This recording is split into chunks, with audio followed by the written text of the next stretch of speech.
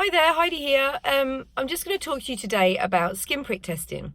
So it's really important that skin prick testing is performed by a healthcare professional because, and when I say a healthcare professional, I mean a healthcare professional that is qualified in skin prick testing and giving advice on the results, okay? Because it's really important that you know what these lumps and bumps mean and the measurements mean when you leave the doctor's office after having a skin prick test.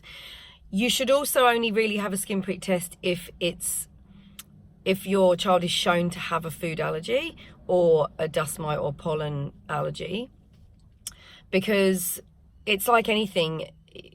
The skin prick testing is gold standard for what it's one of the most commonly used tests to diagnose a food allergy, but it's only a part of the puzzle. It's a big part of the puzzle, but obviously it also comes along with the history and all these other parts that make up a diagnosis, because a diagnosis of anything isn't just ever one thing.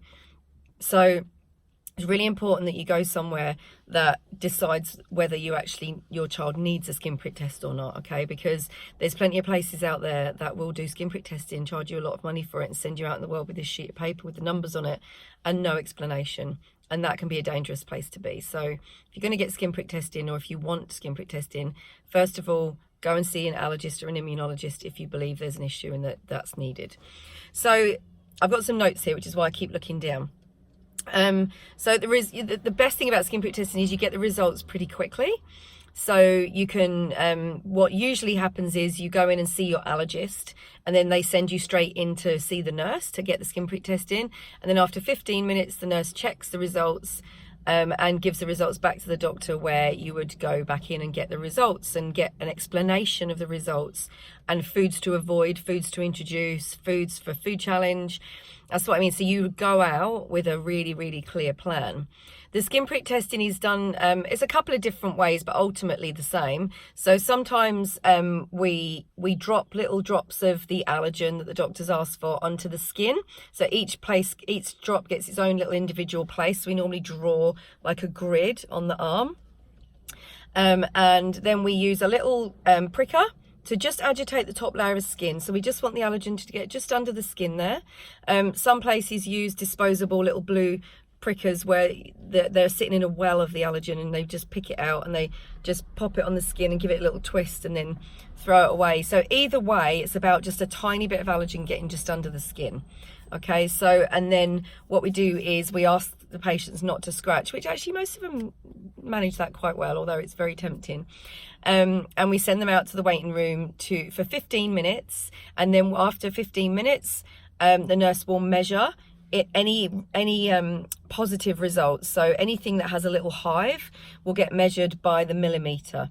So you might hear something like, oh, peanut was 8x4. That means it was 8 millimeters by 4 millimeters. So we measure the two diameters, and always the biggest number is first. So 8x4 or 6x3. So there are certain criteria for introducing foods at home, coming in for a food challenge, completely avoiding. So it depends on the numbers and the history, and the doctor will tell you more about that at an appointment.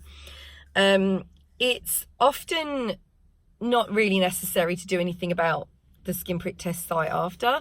It normally goes down quite quickly. It's itchiest at its peak when it's just been done.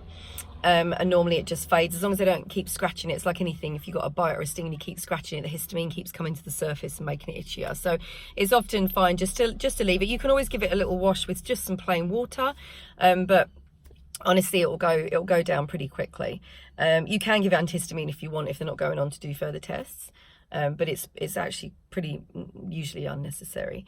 What else is there to tell you about this? The last thing really is just to say that it should just make sure you get it done by an allergist or immunologist or someone who's qualified in giving you the results of it, especially food allergy testing, okay? Because there is still a lot of confusion out there and a lot of worry about allergens, and it's still on the rise. So it's just make sure that we get the proper advice.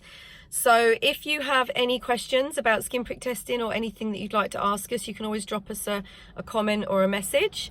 And in the meantime, I hope you have a lovely day. Bye bye.